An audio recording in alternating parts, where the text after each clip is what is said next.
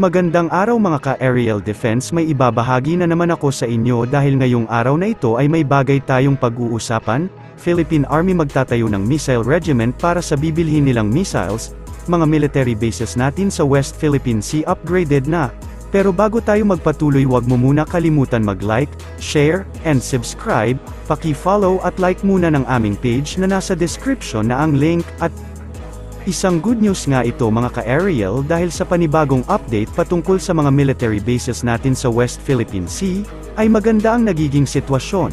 Dahil sa bagong kuha ng satellite sa mga kampo o bases natin sa West Philippine Sea kung saan nakalagay ang mga ito sa hawak ng Pilipinas na isla doon.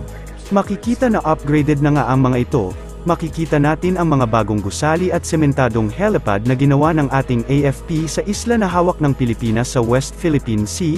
Ang ganitong pag-upgrade ay simbolo lamang ng patuloy na pag-aayos ng AFP sa ating mga military outpost doon, dahil sa mga hindi magagandang nangyayari sa West Philippine Sea ngayon matapos ang mga agresibong galaw ng China doon, maganda na rin ang ganitong hakbang ng AFP kahit na ito ay dahan-dahan lamang.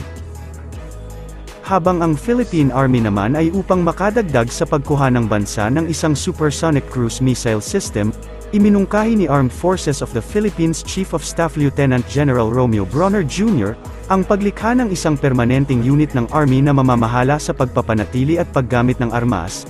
Dahil sa bagong pagdating ng teknolohiya sa pakikidigma, kailangan din nating ayusin ang mga doktrina at ang ating organisasyon. Sabi ni Bronner bilang tugon sa tanong ni Senator Rice Hontiveros, tungkol sa kanyang mga flagship programs bilang pinuno ng AFP noong Miyerkules ng Commission on Appointments Deliberation. Halimbawa, dahil sa pagdating ng mga missile system na gagamitin namin upang ipagtanggol ang aming teritoryo mula sa posibleng panlabas na pagsalakay, kailangan naming lumikha ng mga unit na magagawang gamitin ang mga modernong armas na ito.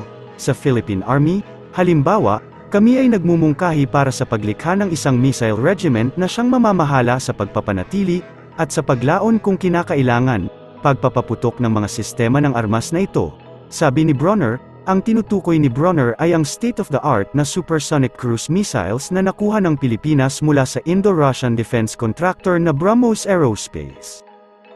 Ang paghahatid ng mga missile, mobile launcher at iba pang kagamitan ay naka-schedule sa December 2023, noong 2021, nag-order ang Pilipinas ng 3 baterya ng cruise missiles na nagkakahalaga ng humigit kumulang 18.9 billion pesos, bilang bahagi ng Shore-Based Anti-Ship Missile System Project ng Philippine Navy.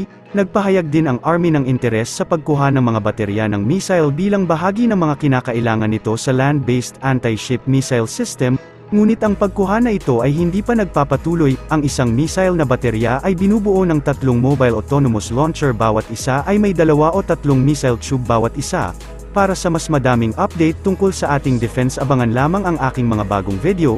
Para naman sa mga gusto magpa-shoutout, mag-comment lamang po at share, paki-follow at like muna ng aming page na nasa description na ang link.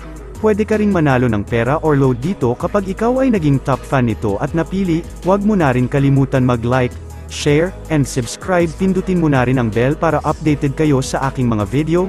Maraming salamat po.